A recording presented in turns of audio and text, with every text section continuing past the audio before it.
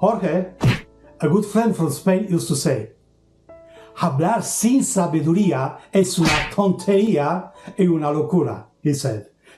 And yes, my good friend was right. Hola Jorge, ¿qué tal estás, hombre? But let us see what wisdom is. In my theory, the strength of wisdom refers to ability to take stock of life in large terms in ways that make sense to oneself and others. Since the time of Aristotle, wisdom has been contemplated by philosophers, theologians, and most anyone concerned with the good life and how to live it. In recent psychological history, stand out as a major contributes to the scientific study of wisdom, Paul Voltis and his colleagues at the Max Planck Institute for Human Development in Berlin. According to their theory, a wise person is someone who knows what is most important in life and how to get it.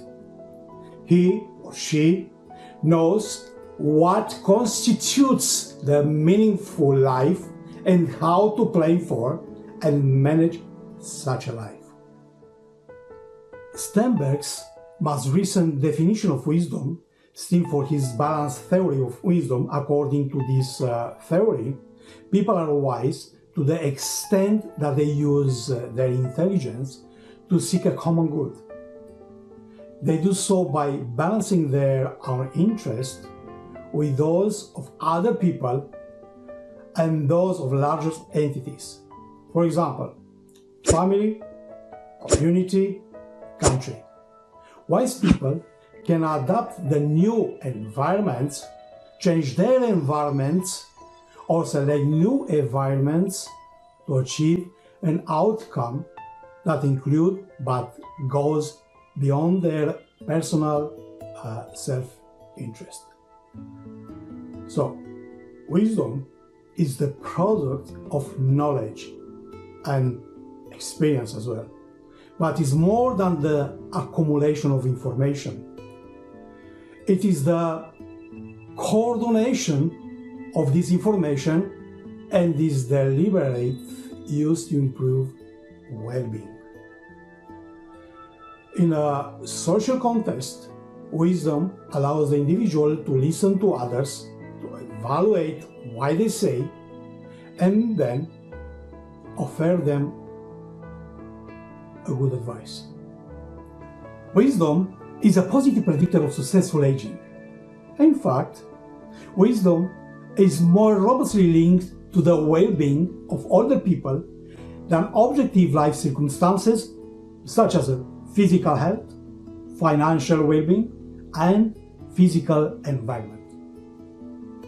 In a fascinating study of women through midlife, Hellman found that those women who made major changes in the domains of love and work were higher in the development of wisdom by midlife. Interestingly, she found that making life changes in the 30s appear to have a particularly positive effect on the development of wisdom. So, to understand that experiencing stressful life events across time can facilitate the development of wisdom up to point. Fantastic. People seem to benefit from stressful life experience, particularly if they respond well to them. But as the ratio of negative to positive life experience tips in favor of the negative, wisdom is inhibited. Wisdom is distinct from intelligence as measured by IQ test. Indeed, Sternberg goes so far to suggest that intelligent, well-educated people are particularly susceptible to 4 fallacies that inhibit wise choice and action.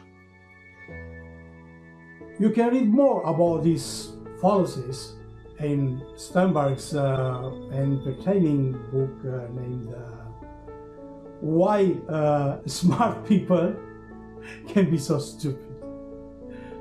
But since it's much easier, I will now list them for you.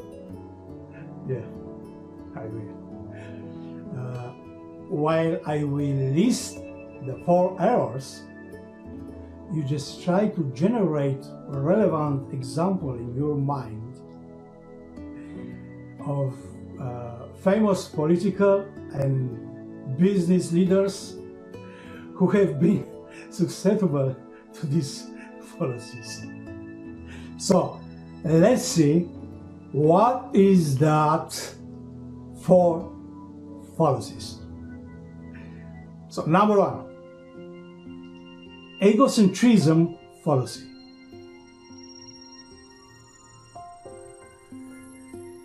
Egocentrism fallacy is when you think that the world revolves, or at least should revolve around you, acting in ways that benefit yourself regardless of how that behavior affects others. Number 2, the omniscience fallacy. Believing that you know all there is to know and therefore do not have to listen to the advice and counsel others. Number 3, the omnipotence fallacy. Believing that your intelligence and education somehow make you all powerful.